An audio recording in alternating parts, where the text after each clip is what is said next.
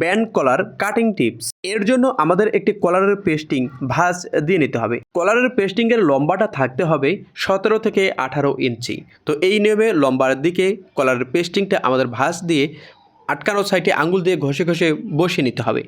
এরপর যে কোনো একটি খোলা সাইডে স্কেলটা এই নিয়মে বসিয়ে আমাদের একটি মার্জিন টেনে নিতে হবে। তো আঁকাবাঁকা সমান করে একটা মার্জিন টেনে নেওয়ার পর আমরা কলারটা যত ইঞ্চি লম্বা দেব তার 2/1 ভাগে একটি মার্জিন দিয়ে নিতে হবে। তো 16 ইঞ্চি কলারের লম্বা দেব, 8 ইঞ্চিতে একটি দাগ দিয়ে নিতে হবে এবং এই দাগ বরাবর স্কেলটা এই নিয়মে বসিয়ে 1 থেকে 1.5 ইঞ্চি একটি মার্জিন টেনে নিতে হবে। এরপর আটকানো সাইড থেকে 3 থেকে 3.5 ইঞ্চি পর্যন্ত একটি দাগ দিয়ে নিতে হবে। তো আমরা 3.5 ইঞ্চিতে একটি দাগ দিয়ে নিলাম। এবার কলারের মাথায় আমাদের ইঞ্চিরাপটা এই নিয়মে বসিয়ে 1 থেকে 1.5 ইঞ্চিতে একটি দাগ দিয়ে নিতে হবে। তো আমরা 1.5 ইঞ্চিতে একটি দাগ দিয়ে নিলাম। এরপর আমাদের স্কেলের এই রাউন্ড অংশটা এই নিয়মে বসিয়ে নিতে হবে।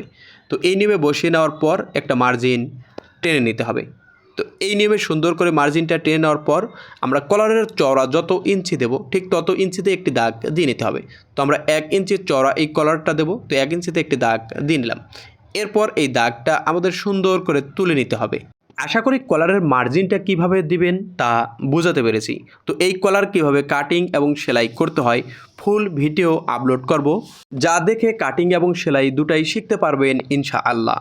তো এই নিয়মে ব্যান্ড কলারের মার্জিনটা দিয়ে মার্জিন অনুযায়ী আমাদের কাটিং করে নিতে হবে। তো আপনি যদি আমার এই পেজে নতুন হয়ে থাকেন তো পরবর্তী ভিডিওটা দেখার জন্য অবশ্যই পেজটা ফলো করে সাথেই থাকুন।